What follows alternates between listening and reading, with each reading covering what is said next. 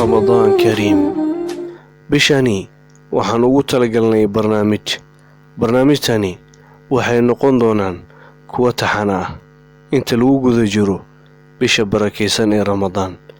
ku soo dhawaada maanta waxaan qaadan doonaa cashirkii koobaad ee aan ugu talagalnay bisha Ramadaan.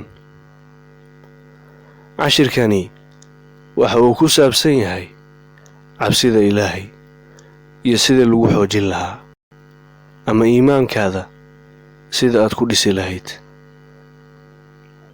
maxaan u soonnaa bisha Ramadaan? bisha Ramadaan waxaan u soonnaa inaan xasuusanno cabsida Ilaahay kadib markii aan soo marnay maalmo barwaaqaysan. waxaan ilownay Allah cabsidiisa, ama waxaan soo marnay maalmo murugaysan. isla sidaas waxaan ilownay cabsida Ilaahay. haddaba caruurey, Ramadaanka wuxuu naga caawinayaa inaan xasuusanno cabsida Ilaahay. inta Ramadaan lagu guda jiro wuxuu naga caawinayaa Ramadaan inaan iska ilaalino waxyaalaha Ilaahay ka caraysiinaya dhammaantood. haddaba waxaan jaanis u haysannaa inta lagu guda jiro bisha Ramadaan in aan samayno waxyaalaha uu Ilaahay raaliga ka yahay, sida in aan tukanno, aan u cibaadaysanno Allah, sida in aan tukanno taraawiixi, iyo in aan 5 salaadood ku tukanno masaajidka. haddaba aan soo qaadanno qiso yar.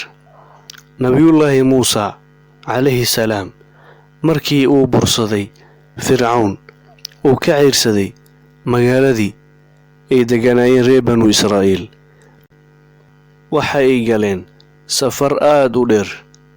kadib nabiyullaahi Muusa calayhi salaam markii safarkaasi aadka u dheer u galay, halkuu aaday?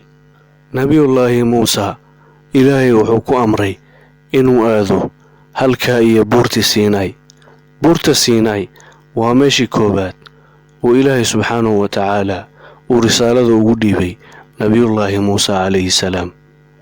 nabiyullaahi Muusa markii uu aaday buurta Siinaay, Ilaahay wuxuu ku amray inuu soomo 30 maalin, halkaasna uu ku cibaadaysto si iimaankiisa uu u xoogaysto.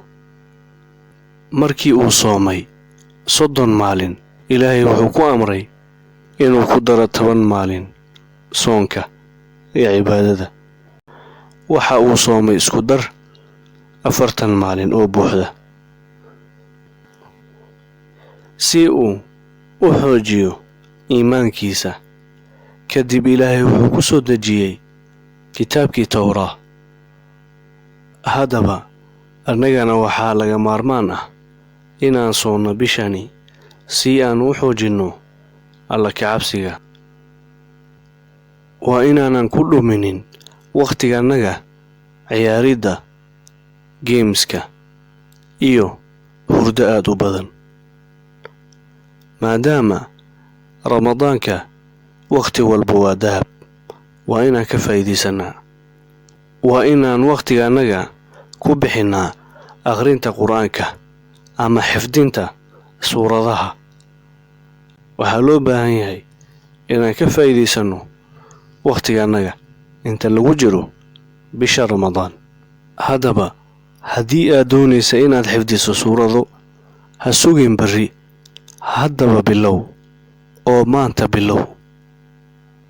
waxaan kaloon ku xoojin karnaa taqwada ama Alla ka cabsiga inaan ku tukanno masaajidka. taasi waxay darajo dheer tahay in lagu tukado guryaha. haddaba xaaladda sidii hore ma aha. hadda waxaa jiro cudur coronavirus la dhaho, marka waxaa laga maarmaan ah inaad guryaha hadda ku tukataan si aad naftiinna iyo nafta dadka kale aad u badbaadisaan. carruurey haddii la yidhi masaajidda laguma tukan karo weli jaanis ayaad haysataa. waxaad ku tukataa gurigiinna, waxaadna la tukataa aabbaha ama walaasha ama walaalka. waxaa kale oon ku xoojin karnaa cabsida alle inaan la baxno sadaqo bisha Ramadaan.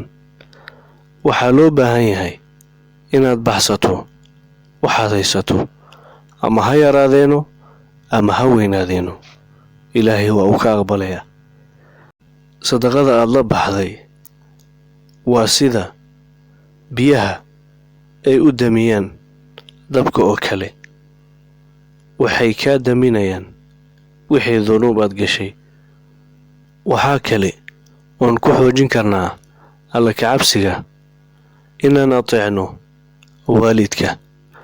waalidka waa inaad maqasho hadalkiisa, wuxuu samee ku dhahano waa inaad samaysaa ood maqasho hadalkiisa. haddii aad raacdo qodobadaasi waad guulaysanaysaa, iimaankaadana kor ayuu noqonayaa. cashirkii maanta intaas ayuu ku dhan yahay. waa inuu kulan dambe. Ramadaan Kariim.